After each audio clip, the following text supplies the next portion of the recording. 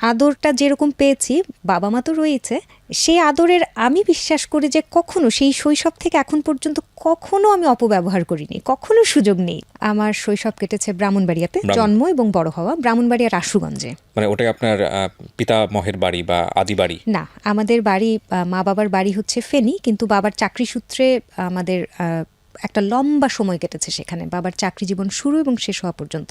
বাবা কি করতেন? আশুগঞ্জ সার কারখানাতে বাবা কর্মরত ছিলেন প্রায় ২৭ বছর। ওকে। এবং সেখানে একটা অন্যরকম একটা, একদম আমি বলবো শহরের বাইরে কিন্তু অন্যরকম অদ্ভুত সুন্দর একটা মফস্বলে আমার বেড়ে ওঠা। আচ্ছা। এবং একটা হাউজিং কলোনির যেই ব্যাপারটা, সেই আমেজটা আমরা পেয়েছি।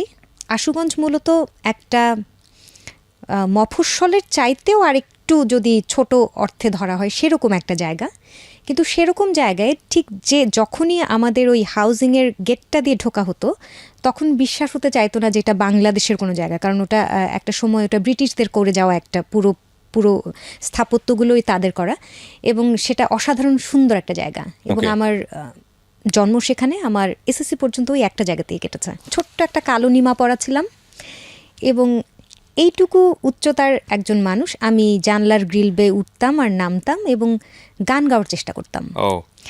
আমার বড় বোন গান গাইতো এবং বড় বোনের কারণে আমার পরিবারে সুরের চর্চাটা শুরু হয়েছিল। আচ্ছা। আর আমার ওই ছোট্ট বয়সে সুর নামে একটা জিনিস আছে পৃথিবীতে, যেটা মানুষের অভিব্যক্তির এতটা কাছাকাছি এবং এত রকমের অভিব্যক্তি আছে এটাতে, আমার বড় বোনের কাছ থেকে জানা সেটা। এবং বড় বোন যখন গানের ক্লাসে যাবার জন্য তৈরি হতো তখন আমি কিভাবে যেন টের পেয়ে যেতাম এবং আমাকে খুব চেষ্টা করা হতো ঘুম পাড়িয়ে রাখবার জন্য ওই সময়টুকুতে।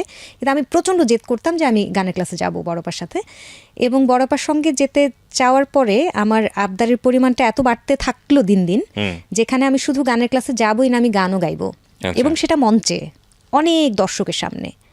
তো আমার কাছে ছোট্টবেলার স্মৃতি বলতে সবার আগে সেটাই মনে পড়ে যে কালো রঙের ছোট্ট নিমা পরা আমি জানলা দিয়ে মানুষকে ডাকতাম, ডেকে ডেকে উপরে তাকালে আমি গান শুরু করতাম। আমাকে কখনো পড়তে বসতে মানে বলার মানে কথা মানে কখনো প্রয়োজন পড়েনি, কারণ আমি সেটা খুব কেন যেন নিজ দায়িত্বে পড়ার সময়টা আলাদা করে নিতাম। খেলার প্রবণতা আমার ভিতরে একেবারেই ছিল না, খেলাধুলার প্রবণতা ছিল না, এবং সেটার প্রতি কোনো ঝোঁক বা খুব বন্ধুবান্ধব পরিবেষ্টিত হয়ে বড় হয়েছে এমনও নয়। ওই সবার ছোট হবার কারণে যেটা হচ্ছে যে সবার খুব তদারকির মধ্যে বড় হয়েছে, তো একদম পরিবার কেন্দ্রিক একজন মানুষ এখনও রয়ে গেছি আমি। এবং যখন আমার স্কুল জীবনটা শুরু হলো তখন থেকে তো গানের জীবনটা তো তার আগেই শুরু হয়ে গেল। আমার গুরুজির কাছে আমাকে দিয়ে দেওয়া হলো এবং তিনি তখন থেকে আমাকে একেবারে হাতে খড়িটা হয়ে গেল আর কি। তো পড়াশোনা এবং গান খুব সুন্দর সমন্বয় রেখে আমি চলতে পেরেছি সবসময়।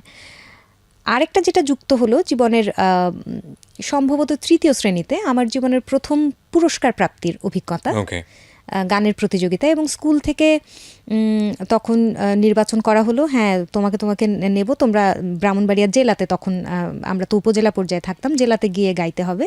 সেখানে গাইলাম, সেখানে পুরস্কার পেলাম। বিভাগীয় পর্যায়ে গেলাম চট্টগ্রামে, সেখান থেকে বিজয়ী হবে, জাতীয় পর্যায়ে গাইতে হবে ঢাকাতে।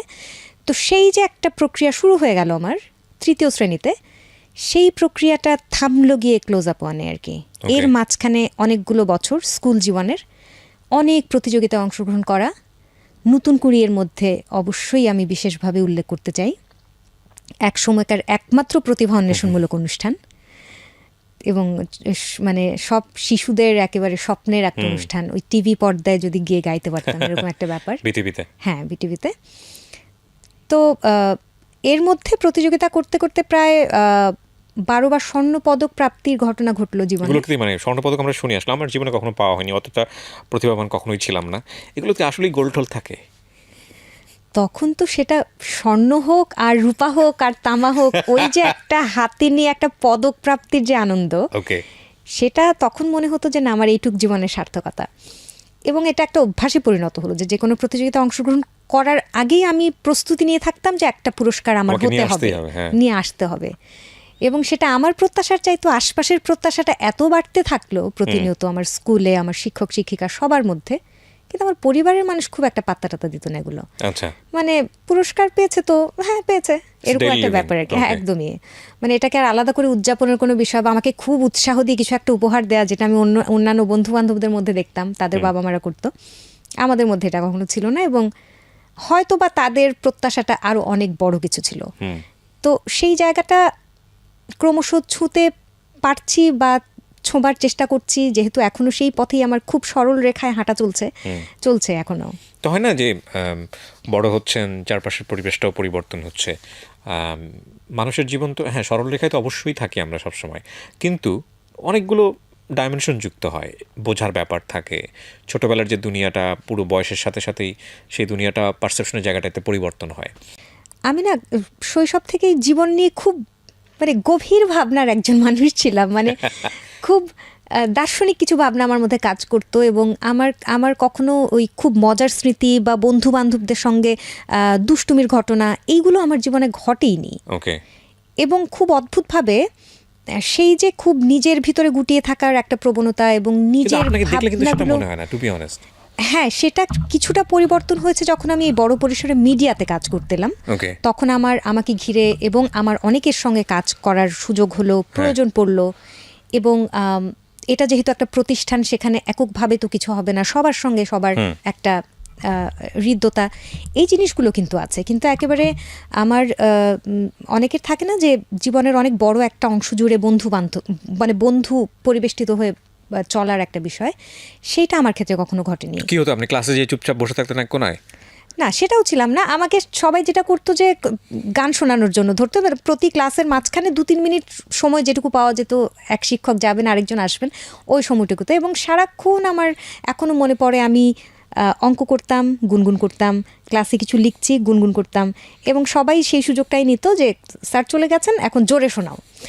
তো এইটা করতে গিয়ে, এবং আমার মনে আছে আমি যখন পরীক্ষা দিতাম কিভাবে যেন তখনও আমার অবচেতনে ওই আমি গুনগুন করতে করতেই পরীক্ষা দিতাম। এমন নয় যে আমি খুব একেবারে দুশ্চিন্তা মুক্ত হয়ে পরীক্ষা দিচ্ছি, তা না।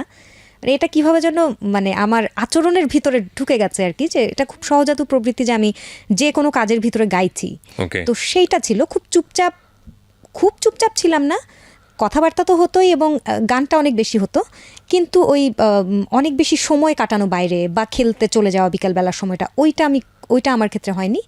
বরং এটা মনে পড়ে যে আমি অনেক সময় গভীর ঘুম থেকে উঠেও রেয়াজ করতে বসতাম একটা সময়। ওই সময়টা আমি এখন খুব অভাব অনুভব করি, মনে হয় ওই তাড়নাটা যদি থাকতো এখনো।